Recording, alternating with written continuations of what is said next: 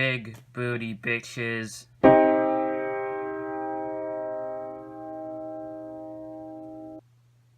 Oh, hello. I didn't see you there. What, this? You're saying this is a GameCube copy of Super Monkey Ball 2? Well, guess what? It's actually 12 Rules for Life by Jordan Peterson. I read this over the course of probably a month, and that's mainly because of laziness, partially because of the fact that I read everything except the acknowledgments. So, yeah. This was about a 370-page read, 340 if you don't read the foreword, which I did. And we'll just, you know what? This is going to be the most in-depth book talk of them all. So we're going to review each rule individually and see, how good they are. You know what I mean? Rule 1, stand up straight with your shoulders back. This rule I thought was alright. I thought it was pretty good. The basic idea was like, it talks about lobsters, and it basically explains like how more confident lobsters are more likely to win because they've already like won other fights. They're just like, you want to fight, dude? I'll fucking kill you, bro.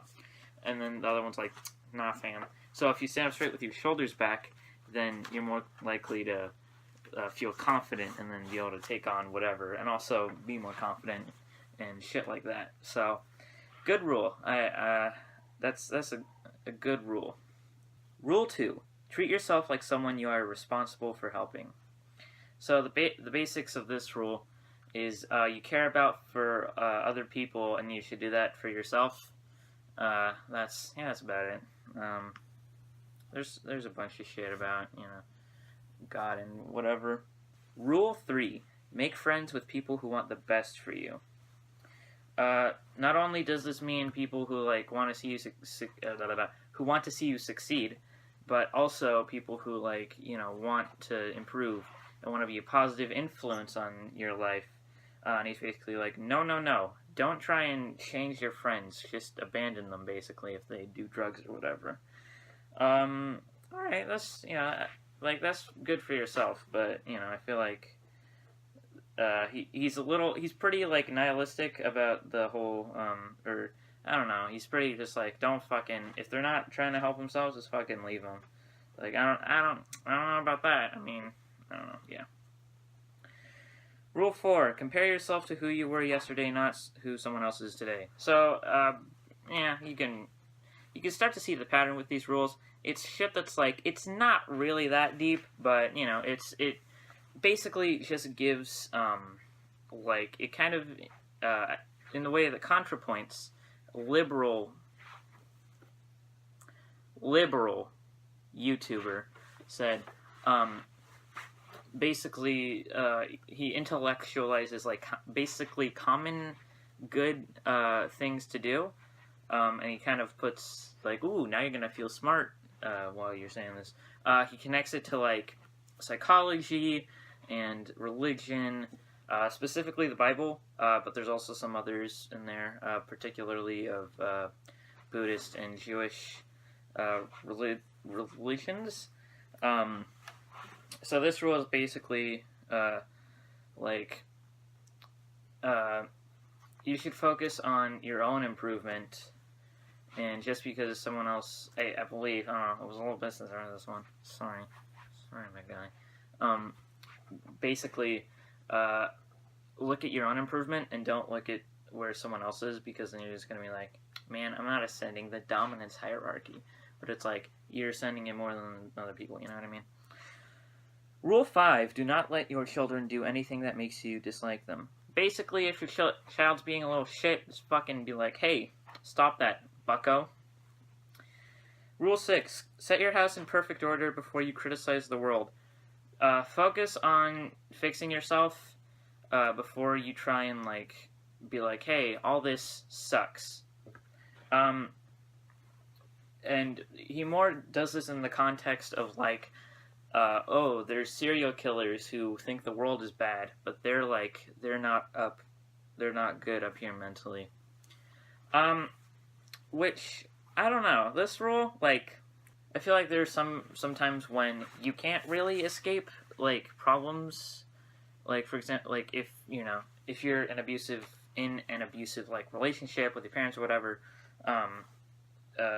and you still have like political views that are like, oh, this sucks, then that's still, I think that's still valid to do, and be like, hey, world, that's not that good. I'm gonna be honest. So there's some good stuff in here, but maybe I don't know. Thankfully, it's the shortest rule, so it's okay. Rule 7: pursue what is meaningful, not what is expedient. He connects this to the Adam and Eve story, where it's like, hey, you can get some damn ass fruit. It's pretty fucking cool. You know what I mean? However, the problem is it caused a lot of suffering and shit, so that's not good. But that's fine, because you gotta do what's gonna make you happy in the long term, and not just like, ooh, I want to eat soy. Rule 8: tell the truth, or at least don't lie. Just like confront whatever it is that's bothering you and shit. And don't try to like weasel out of it or anything. Just be honest with what's happening, and do that. Rule 9: assume the person you are listening to might know something you don't. Pretty self-explanatory. Be open to new ideas and shit. It's pretty simple. Rule 10: be precise in your speech. Now these two rules, Rule 8, which is tell the truth or at least don't lie, and Rule 10, be precise in your speech, don't really sound alike, but they're basically the same, because what Rule 8 is saying is don't lie to anyone or yourself, just be honest, and Rule 10 is like you have to articulate yourself about what exactly is wrong. Don't just let it like sit. They're pretty similar ideas, but still good. Whatever. Rule 11: do not bother children while they are skateboarding. Basically, this was like, let kids get in some danger. Don't be overprotective. Yeah, that's basically it. Just don't be overprotective. Let your kids do shit. Rule 12: pet a cat when you encounter one on the street. Basically, live in the here and now. Don't, like, death is gonna happen, so, just be prepared for that. So overall, what are my thoughts on the rules? I think it's a good way to explain why doing something is a good idea, and why, kind of like religious texts and old ancestors said that it was a good idea, and the psychological benefits behind it. Let's see if my favorite rule was probably, be precise in your speech, or tell the truth, or at least don't lie. And maybe the first rule, stand up straight with your shoulders back, because it was interesting, like learning about lobsters and shit. So that was that. Oh no, wait, sorry, my bad. It is 370. Even not counting the foreword, it is 370 pages. Now, the foreword I have a bit of a problem with, because Norman Doidge, he compares him to the likes of like Aristotle and Nietzsche, which I don't know about that. I'm gonna be honest. I don't know about that one. Like, nothing Jordan like says here is like super like, oh, I'm up here, everybody else is down here. It's kind of shit that's like well, I guess he kind of explains it. It's like he's showing stuff that you already know, but you didn't know you knew, I guess. Not on the level of Aristotle, let's be honest. But if oh yeah, and there is also some like vehemently like anti-socialist pretty pro like capitalist ideas in here. So that's your forte, and read this and shit. And there's also some stuff about how like, oh, gender is real, liberals.